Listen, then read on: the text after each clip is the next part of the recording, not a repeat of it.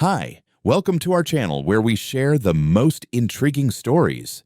When I moved to the edge of town, all I wanted was silence, solitude, and the purr of an old engine. No neighbors, no rules, definitely no HOA. But one woman didn't get the memo. She knocked on my gate with a smile and started a war she never saw coming. When I bought my place on the edge of Ashland, tucked between towering pines and the whisper of wind through mossy firs, I wasn't chasing a dream. I was escaping a burn. 10 years in federal internal security had carved more than enough out of me. Cities, sirens, and endless suspicion. I didn't want neighbors. I didn't want block parties. I wanted oil-stained concrete, rusted chrome, and the hum of an engine that hadn't purred in 50 years. My 3 acres were zoned rural residential, outside city limits. And, most importantly, outside any homeowners association. That last part was deliberate. Hell, it was the whole damn point. So when Karen Hanley rang my gate intercom for the first time, I figured it was a delivery mix-up, maybe a lost realtor. She sounded chirpy, artificially so, the way a dentist might talk before drilling into a nerve.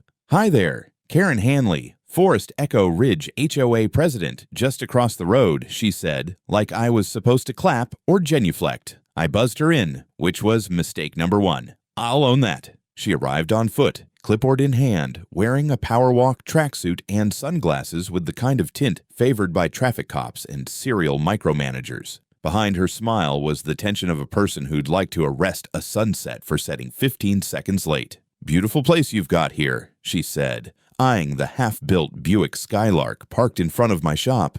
Very rustic, lots of character. Thanks, I replied. It runs better than it looks. She chuckled politely, then flipped her clipboard open. I thought I'd stop by and formally welcome you to the neighborhood, she said. We take pride in keeping Forest Echo Ridge cohesive, clean, and charming. We like to think of it as a shared vision. I nodded slowly. Sure, I'm not actually in the HOA, though. Oh, of course, she said, waving it off like a mosquito. But we always encourage voluntary compliance, just to keep things harmonious. Like, for example, the exterior color palette. We usually recommend earth tones, taupe, or flagstone gray. That bold barn red you've got going. She trailed off, gesturing vaguely toward my shop. That red came from a '63 Oldsmobile I pulled out of a ravine, I said. I like it. Her smile didn't move, but her eyes tightened. Well, it's certainly distinctive. She shifted topics, asked if I'd considered joining the HOA, just to be part of the community. I explained directly that I moved here to avoid exactly that kind of structure. I even showed her the parcel map in my files. My land was carved out of HOA jurisdiction before they even poured their first concrete slab. Oh, that's interesting, she said, lips pinched.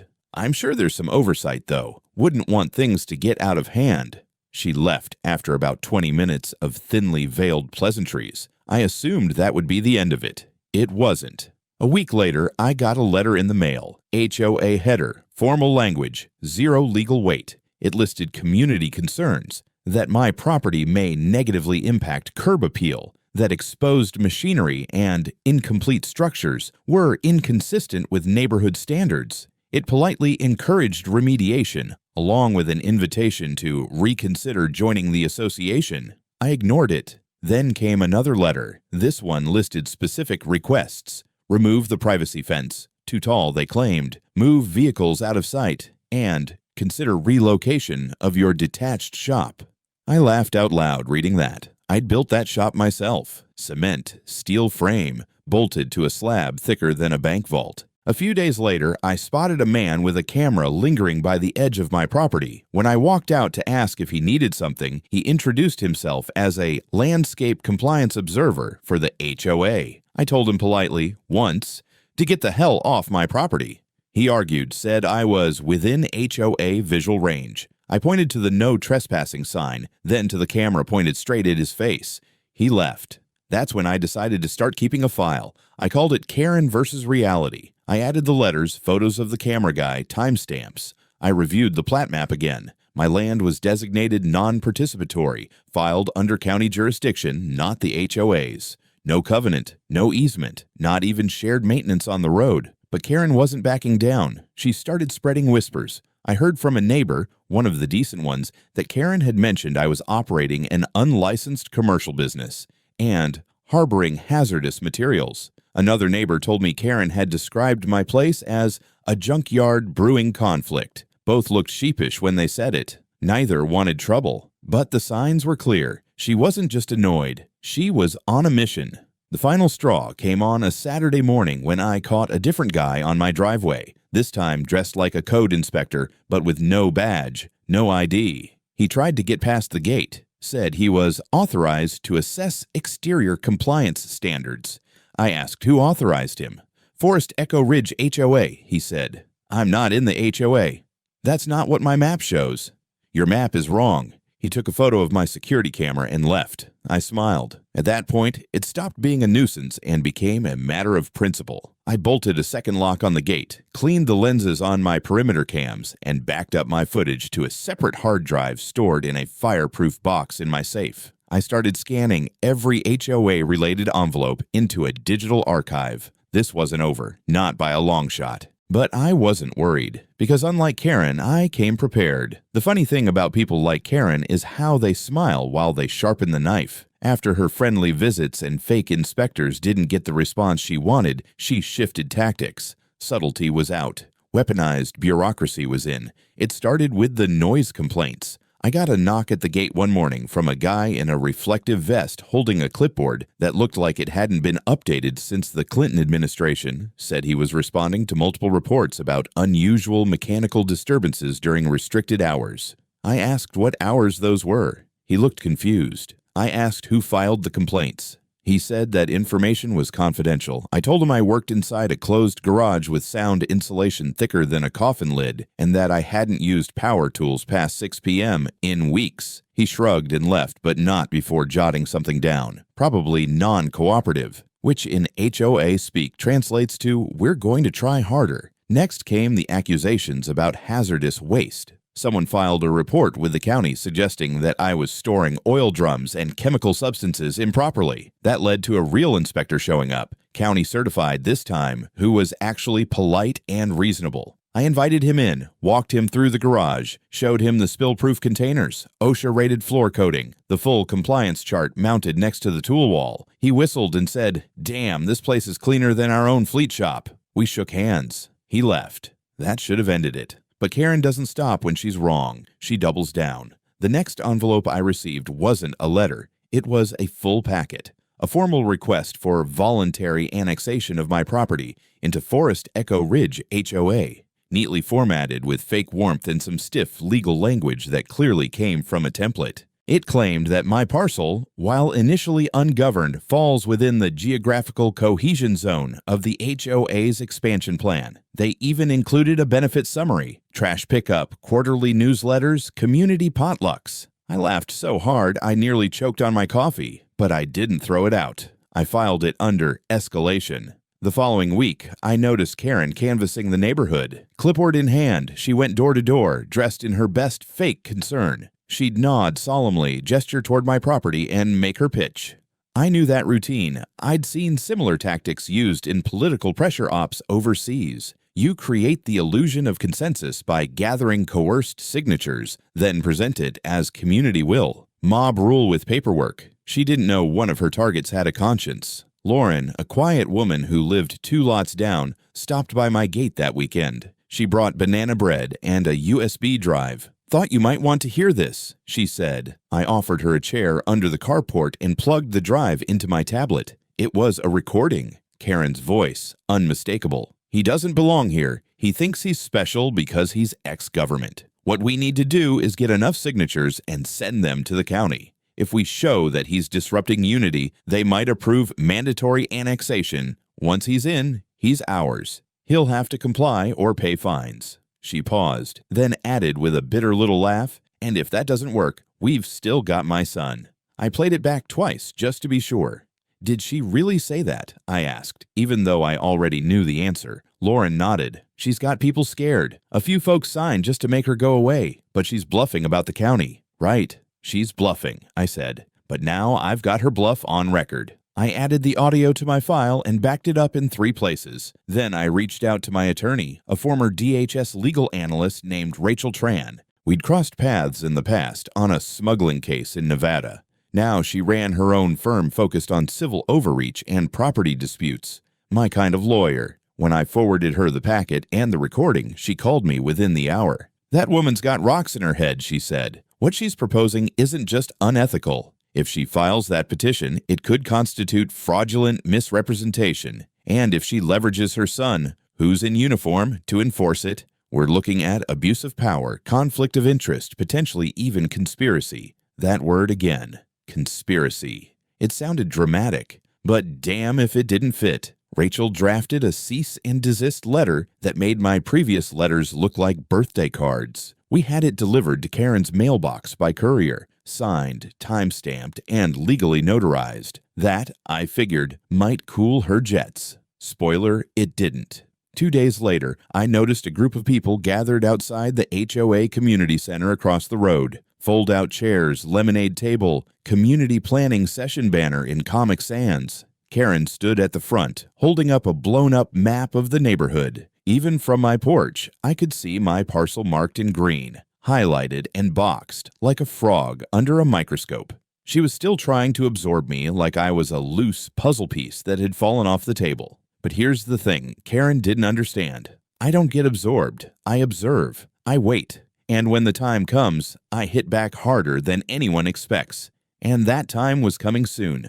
The next envelope didn't come by mail. It was hand-delivered by some middle-aged guy in a fleece vest and dock shoes who introduced himself as Don from the Compliance Committee. I didn't shake his hand. Instead, I asked if he was a process server. He laughed. I didn't. The folder he handed over had a glossy cover and the HOA's seal printed dead center like it meant something. Inside was a letter from the Forest Echo Ridge Association stating, with comically confident wording, that my property had been officially recognized as eligible for annexation into the HOA, citing a new map showing the expanded jurisdictional boundary of the neighborhood. They'd redrawn the map, just like that, as if county zoning laws were suggestions, as if land ownership could be changed with a highlighter and a copy of Photoshop. I flipped through the materials. There it was, my 3-acre parcel outlined in green and labeled Pending Inclusion Zone. Some intern probably thought that sounded official. The package also contained a Notice of Preliminary Infraction listing 5 violations: non-standard fencing, vehicle exposure, industrial activity, improper structure coloration, and, my favorite, visual dissonance. I held the page up to Don. "Visual dissonance? What is this? A symphony?" Don shrugged. "I just delivered the documents, man." "You ever deliver one to a federal court?" He didn't like that. He left fast. I scanned the documents, uploaded them to my archive, and immediately flagged the map. There was something off about it. The lines didn't match the original plat layout I had from the county clerk's office. I pulled up the public records database, navigated to the original zoning plats filed 15 years ago, and compared them side by side. Bingo! The original map clearly showed my parcel as unincorporated private residential with 0 HOA ties. The new one had been altered, subtly, but enough to give a lazy bureaucrat the wrong impression. I called Rachel. "This isn't just pressure anymore," I said. "They forged a boundary map. They're trying to make it look like I'm already part of the HOA." She cursed under her breath. "Send me everything. I'm going to request a forensic metadata analysis. If we can prove digital tampering and tie it back to a known device, we've got grounds for fraud, maybe even attempted land grab. You think Karen's that stupid? I think she's that arrogant." By that evening, we had a preliminary report from a digital forensic expert. The HOA maps PDF contained embedded metadata indicating it had been created using a device registered to Forest Echo Praise with a creation timestamp from 2 weeks prior, before any vote or community action had supposedly occurred. They weren't just cheating. They were preloading the lie. I didn't sleep much that night, not because I was scared. I was pissed. It wasn't about property lines anymore. It was about someone thinking they could rewrite reality and using bureaucracy like a sledgehammer. The next morning, I woke up early and took a walk to the edge of my property with a mug of black coffee and a Sharpie. I looked at the tree line, where Karen had once told me my shop interrupted the natural view. I smiled and scribbled a note on the back of a cardboard sign and jammed it into the ground next to the road. Not part of HOA. Nice try, though.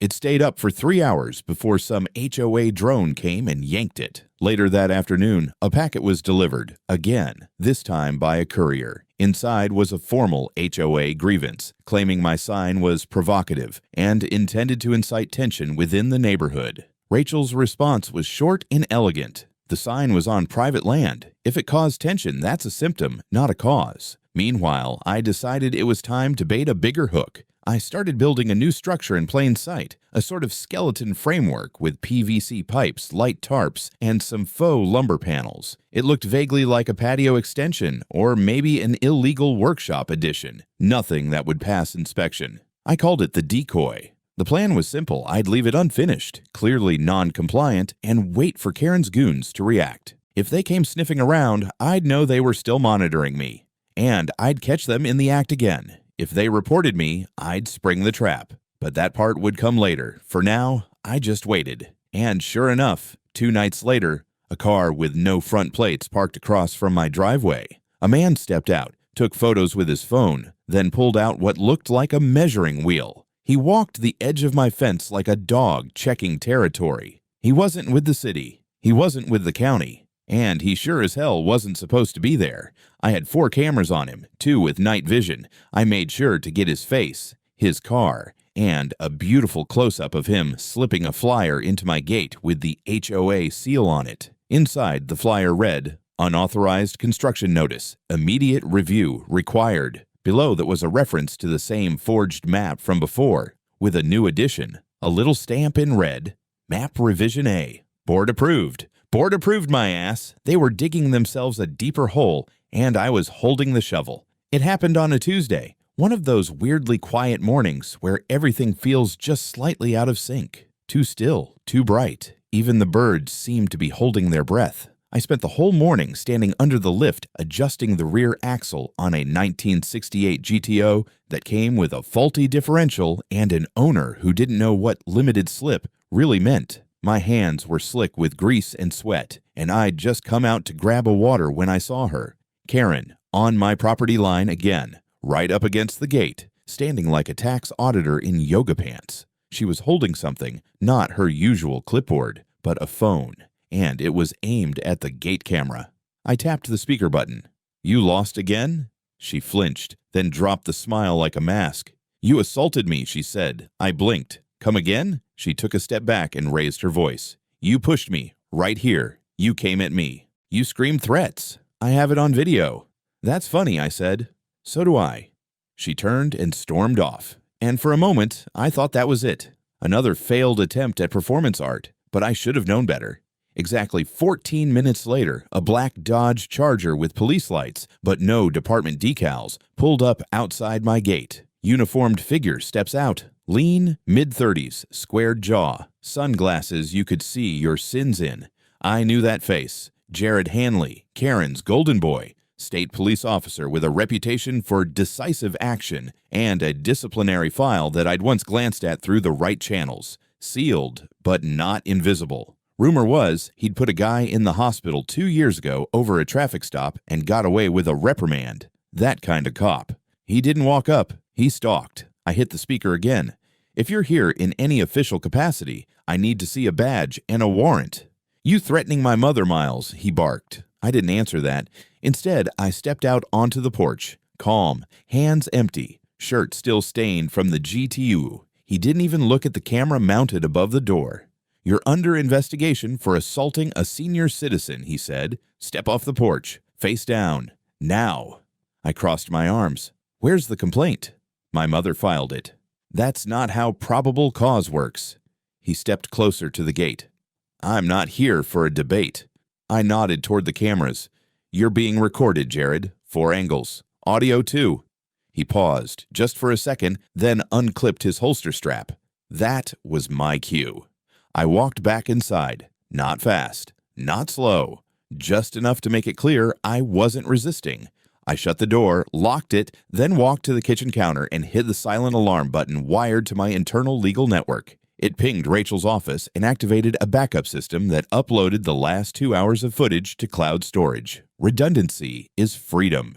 I went back out before he could make more noise. Hands up, palms forward. I'm not resisting, I said, but unless you're here with a formal charge, you're trespassing.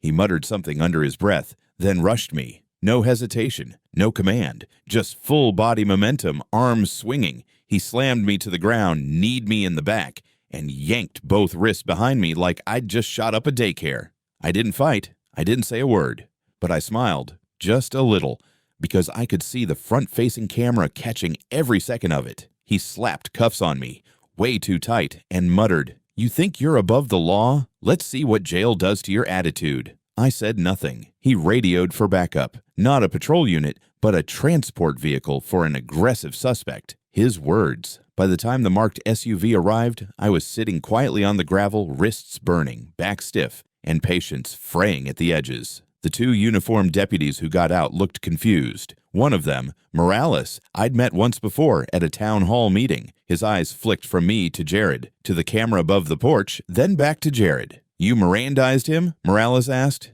"He's a threat," Jared snapped. "I don't need to if there's physical risk to a civilian."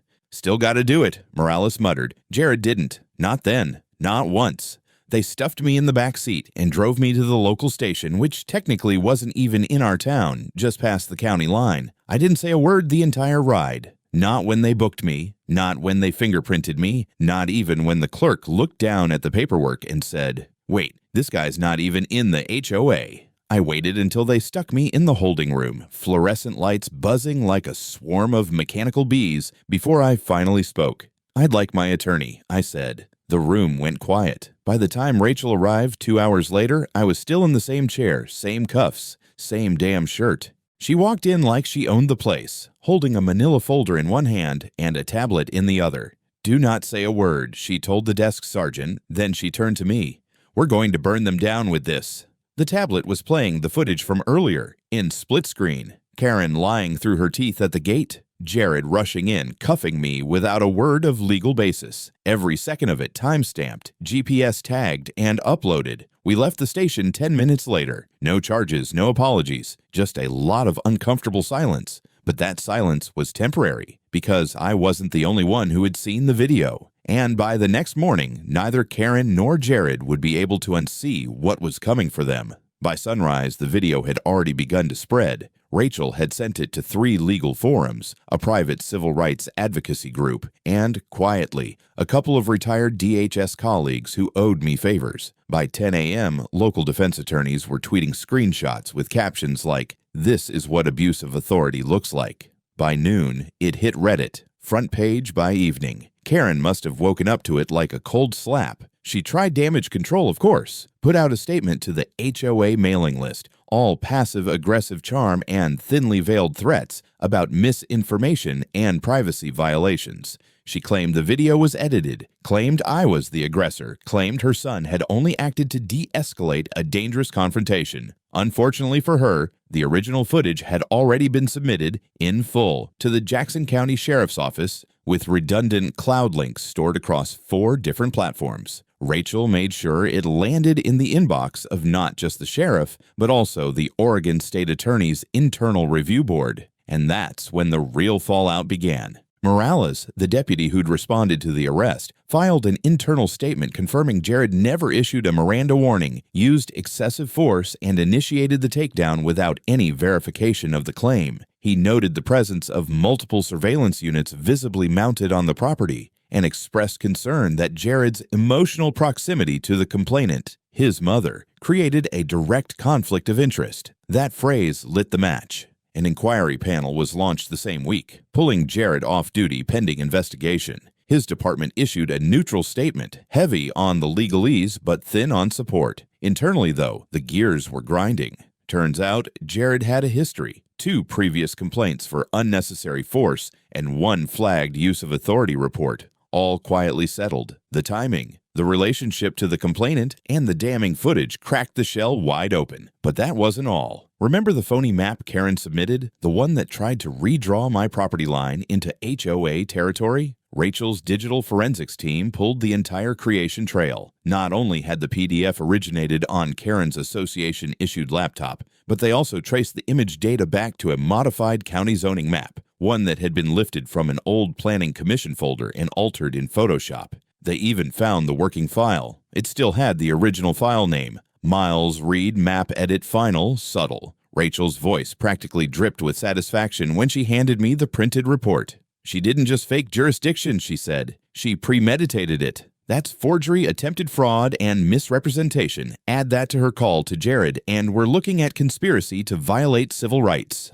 And, oh, that call. Turns out Karen had phoned Jared before showing up at my gate that morning. And not through a personal cell, but through her HOA office landline, which meant the call was routed through a server, which meant, legally, it had been logged. When the subpoena came through, the audio file was turned over. I listened to it 3 times before I believed what I was hearing. He thinks because he worked for the government, he's above the law. Make him feel the law. No more talking. He threatened me. I want you to handle it.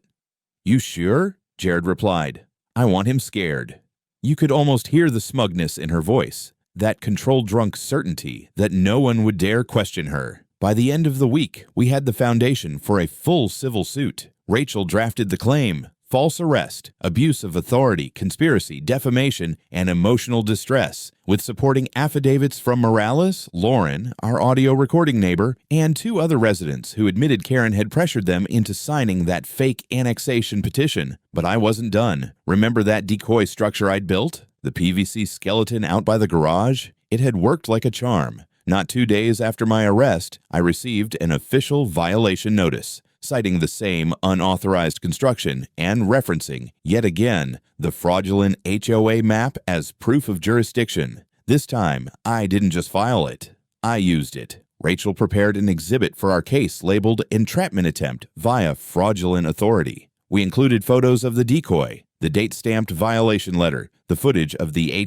HOA-affiliated compliance officer trespassing on my property, and, just for good measure, the sign I'd posted next to the decoy that read, "This is not a structure. It's a test. Congratulations. You failed." The judge would love that one. Karen, meanwhile, was imploding. Several HOA members started whispering that she'd gone too far and put the whole community at risk. An emergency board meeting was scheduled. She tried to rally her usual allies, but one by one they backed away. No one wanted to be caught in the blast radius. The final nail came when the Jackson County DA's office contacted Rachel requesting access to our archive. Internal Affairs had already built their case against Jared, but they were now considering formal criminal charges against Karen as well. Conspiracy, forgery, filing a false report, abuse of authority. The phrase civil rights violation had entered the chat, and while the legal gears continued to turn, I sat on my porch that evening, sipping a bourbon as the sun slid behind the pines. Karen's porch light flicked on across the road, but her curtains were drawn and her usually manicured lawn had started to yellow. Power had shifted, and it wasn't going back. They called it an emergency HOA board session, but it felt more like a funeral. The meeting took place in the Forest Echo Ridge Community Center, that beige cube of passive-aggressive architecture with inspirational quotes in vinyl lettering on the walls and a Keurig station that never worked. I'd never set foot in the place until that evening. I didn't go as a guest. I went as a storm cloud. Word had gotten around. Karen was no longer just a nuisance. She was a liability. The arrest video was still making the rounds, but now it was joined by news headlines. HOA president accused of conspiracy to falsely arrest neighbor. Son faces internal investigation. Local news stations were camped outside by the time I arrived. I didn't speak to them, just walked past calm, camera ready, in a clean black shirt and boots that still smelled faintly of brake cleaner. Inside, it was dead silent. Karen sat at the head of the board table, flanked by 3 of the 5 remaining board members. Her signature posture, spine straight, shoulders locked, lips pursed, had started to crack. Her hair was pulled too tight, and the stack of papers in front of her looked like a barricade. The seats around the room were full. Homeowners, neighbors, a few people I didn't recognize. Lauren sat near the back, arms folded. She nodded when she saw me. I nodded back. The board president, temporarily reassigned pending Karen's suspension, began the session with a monotone list of agenda items, but no one was here for Robert's rules. They were here for blood. First, said the interim chair, we need to address the allegation that the association president engaged in conduct unbecoming of her office, including falsifying documents, inciting unauthorized law enforcement action, and creating undue legal risk to the HOA and its members. Karen didn't blink. She leaned into her mic like it was a throne scepter. These claims are defamatory. Mr. Reed has engaged in sustained provocation, has refused community cohesion, and has acted in bad faith from the beginning. I cleared my throat. Permission to speak. The room turned. The chair hesitated. Karen opened her mouth to object, but someone in the crowd, an older guy with a Veterans of Foreign Wars cap, muttered, "Let him talk." The chair nodded. "You have 3 minutes." I stepped forward slowly, pulled out a printed copy of the forged map, and held it up for everyone to see. This map, I said, was altered on a laptop issued to this board. It was sent to multiple agencies and used to justify violations, trespassing, and a baseless arrest. That arrest, by the way, was carried out by Officer Jared Hanley, who was not only off duty and out of jurisdiction, but also the son of your president. Gasps. Actual gasps. I dropped the map onto the table like a gavel. I have the metadata, the origin device ID, the file history, and the accompanying emails where Karen herself discusses, quote, adjusting boundaries to bring Mr. Reed into alignment. Karen stood suddenly. This is an ambush. These are fabricated. Rachel, seated quietly in the back row, stood and raised her hand like a substitute teacher with a nuke. My firm submitted a full discovery packet to the district attorney's office yesterday. Digital forensics, audio recordings, witness statements. If you want copies, I have them, but I suggest you take this opportunity to formally remove Mrs. Hanley before you all become co-defendants. Silence. Karen turned to the board members. You're really going to let him do this? He's not even part of our community. That was her mistake. Someone from the audience said, he's more of a neighbor than you ever were. Another, you lied to us, Karen. Then a woman stood up, holding her phone. I just got the email from the sheriff's office. Jared's been suspended indefinitely. Karen's face crumbled. The board called a 5-minute recess. When they returned, they passed a resolution, unanimous, to terminate Karen Hanley's presidency, effective immediately, pending criminal investigation. She was banned from representing the HOA in any legal matter and ordered to relinquish access to all files, devices, and accounts. She tried to protest, but no one listened. She left with no applause. Just a rustling of jackets and a few doors opening. No one offered to walk her out. I stayed behind to talk with a few board members. They were panicked, scrambling for damage control. One of them, a nervous accountant named Bruce, stammered through an apology and asked if I'd consider settling out of court. Rachel shut that down before I could even breathe in. No, we're not interested in saving your budget. We're interested in teaching you boundaries. On the way out, I passed the bulletin board in the lobby. It still had Karen's smiling face on a laminated flyer titled Civic Pride Starts Here. I took it down, folded it neatly, and tossed it into the recycling bin. By morning, the news had picked up the story, not just local this time. Neighborhood power play backfires. HOA president removed after weaponizing her cop son against neighbor. Rachel smiled as she scrolled. We've cracked open a whole damn system. But this wasn't just about headlines or revenge. It was about leverage. And I wasn't finished yet. The lawsuit was moving forward, depositions were scheduled, and the HOA, now without a queen, was hemorrhaging public trust faster than Karen could dial damage control. Meanwhile, across the street, her once immaculate lawn had gone to seed. No porch lights, no fake smiles. The queen was out, and the kingdom was mine to watch burn. By the time the investigator from the county recorder's office rang my bell, I already had the coffee hot and the flash drive ready. The man was polite but clearly annoyed. He'd seen power-hungry HOA presidents before, but as he put it, rarely with this much gall. I gave him copies of everything, the fake petition with forged addresses, the doctored boundary map, and the infamous executive strategy memo that Karen had paraded around town like it was gospel. He whistled when he saw the memo metadata I'd embedded, time-stamped, watermarked, and digitally traceable to my own printer. You baited her? He asked, raising an eyebrow. I grinned. She baited herself. I just left the cheese. That was the beginning of a swift and very public unraveling.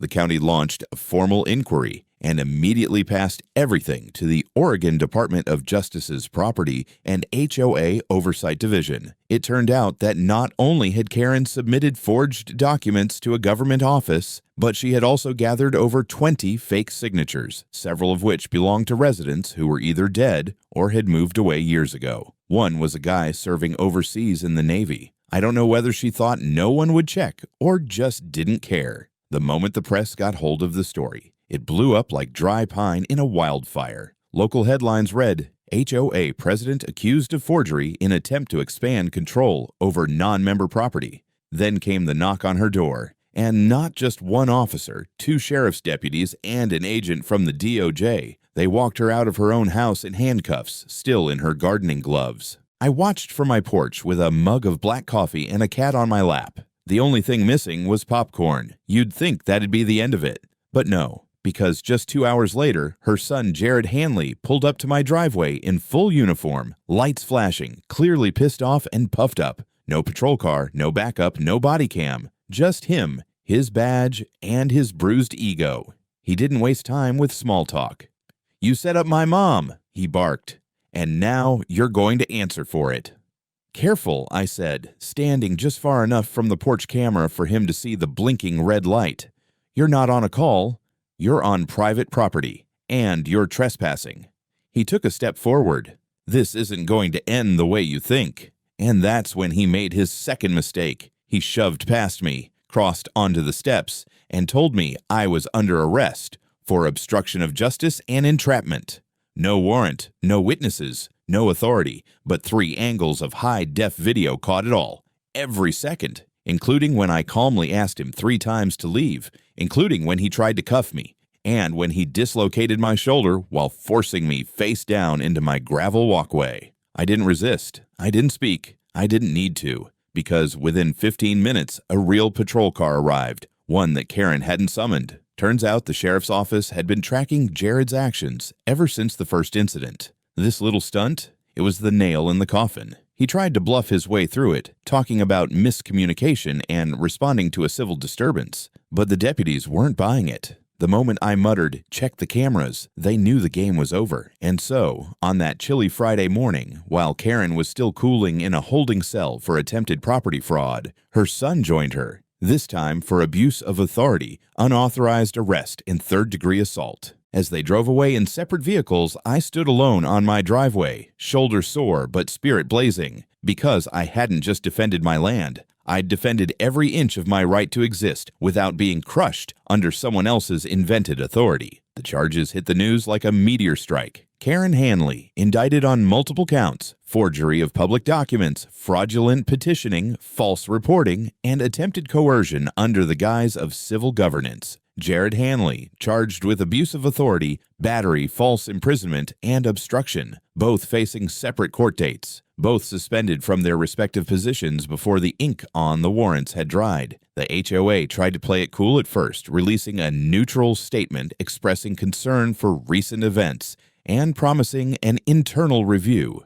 But internal reviews don't mean much when your president gets perp-walked in floral gardening gloves and your police officer in shining armor turns out to be a rabid dog with a badge. That weekend, the HOA board held an emergency town hall.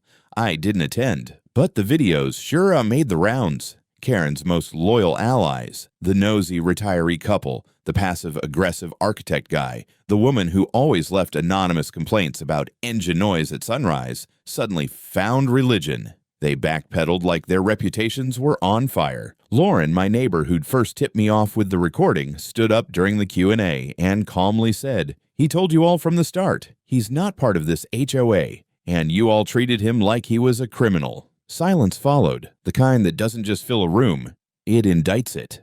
A week later, I received a formal letter printed on fancy HOA stationery, apologizing for any inconvenience, distress, or unintended hostility the association may have contributed to. It was signed by the new interim president and offered a gesture of goodwill in the form of a $15,000 restitution fund for any legal or emotional hardship experienced. I didn't even finish reading it. I slid it into a manila folder labeled just in case and got back to work under the hood of a cherry red 64th Impala. Later that month, the civil trial began. Rachel was surgical. We filed a lawsuit against Karen personally, the HOA board as a collective, and Jared through the Oregon State Police's Internal Affairs Division. Our charges: civil rights violations, false arrest, property harassment, defamation, and conspiracy. With the evidence trail we had, it wasn't a case. It was a demolition. Karen pled guilty to reduced charges in exchange for a suspended sentence and a permanent bar from holding any HOA or civic position again. Jared wasn't so lucky. With the full weight of departmental policy violations and a nasty public spotlight, he was convicted on 2 felony counts. His badge was stripped, his career over. The HOA's insurance covered part of the settlement. The rest came out of their legal defense reserve, a nice way of saying Karen's nonsense raised everyone's HOA dues. Final award, $380,000, including damages, legal fees, and emotional distress compensation. I used some of it to upgrade the property, rebuilt the garage roof, reinforced the fence with steel core posts, and installed a solar-powered gate with license plate recognition. And then I installed my final message, right at the edge of the road, mounted on a clean black pole, and lit at night with a motion sensor floodlight. Private property, not subject to HOA trespassers, will be filmed, prosecuted, and publicly humiliated underneath it, in fine print. Dedicated to those who mistake control for authority. Rachel wanted me to trademark the sign. I'm still thinking about it. The funniest part, after all that, after the lawsuits, the arrests, the neighborhood drama turned courtroom circus, people actually started waving to me. Glenn brought me homemade beer. Doris asked me to tune up her old Civic. Lauren still stops by every now and then just to chat. Turns out, when you stand your ground without flinching, and you make it hurt when they push, even the suburbs learn to respect you. I never wanted to be anyone's example, but I'll be damned if I didn't become a warning.